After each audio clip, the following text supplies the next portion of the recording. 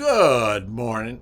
This is Grandpa Bobby. I'm here with another home project that I did a couple weeks ago, but it has some challenges along the way. So let me start off with this was replacing a battery in my Ford F150 Lariat 5.0 Coyote engine, and I wanted to do a simple load test that you can do with a multimeter. I happen to have a Fluke 117 multimeter, and it has some features on here that will be able to make it really easy on doing this simple load test.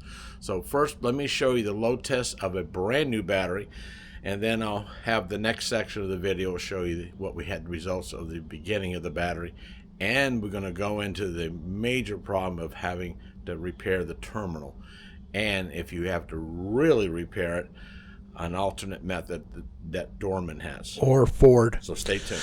Now you can see that this voltage 14.12 is the voltage of the alternator when the truck is running. And you can see this is what the min voltage was when we started it under load. And it dropped it down to 10.17, which is down to 80.7% of the battery's capacity. And you never want the battery to go below 75% or below 9.6 volts. Because they just don't last when you go down there. Now, this battery is about 4 and 2 years old, and I just wanted to change it out to make sure I had a reliable battery. And now I'm going to show you the results of a new battery. Now here is the battery that just got put in by AutoZone. A shout out to Austin. Thank you. Great job. Again, pay attention, Austin. You won't believe what happened afterwards when I got home. Now I have my Fluke meter, my 117 Fluke meter, and you can see that I'm going to put now my positive lead of the meter, and you can see that we're measuring 12.63 volts.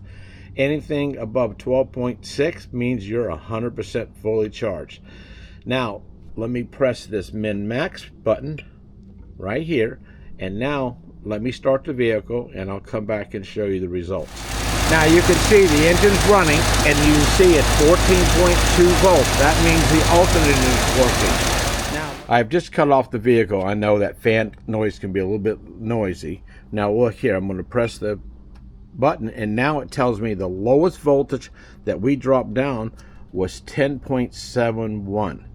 And we never want a battery to go down to below 9.6 volts. Now here's the problem we had with the terminal. When I got home, I went to go measure, and this terminal was loose. And we didn't notice it when we were putting the battery in, but when I got home, this was really, really hot. This is a 4-gauge wire. It can handle about 85 amps, and boy, was it hot. But it wasn't hot over here in the fuse box. So after finding out, you can see, I'll show you in the next couple frames of the threads that were eaten up, and it was causing a problem. So all I've done is added a spacer and able to use the good portion of the threads to tighten it back down, and so it'll work great. But if we have to replace this, all we have to do is take a Dremel and cut this and this to get this cable out, and I'll show you in the next slides what that will be. Okay, the alternate repair for my truck would have been using a Dorman 926882, and you can get it from your local AutoZone store. And let me show you what's inside this box. Inside this box, you can see this is the main assembly that Ford, you can see that Ford had, that the 2 fuses come off, and this is went over to the fuse box.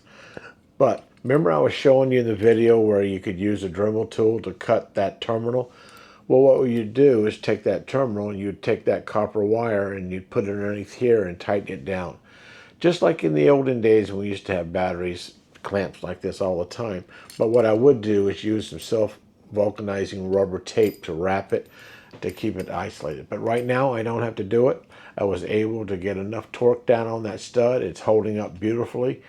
And remember, that core of that stud is intact. It was only about 25% of the threads that were gone. But that just reminds you to make sure that you look over your connections the next time you get a battery change out. Now, I would like to thank you for watching my channel. Subscribe, like, and please hit the notification bell, and have a blessed day.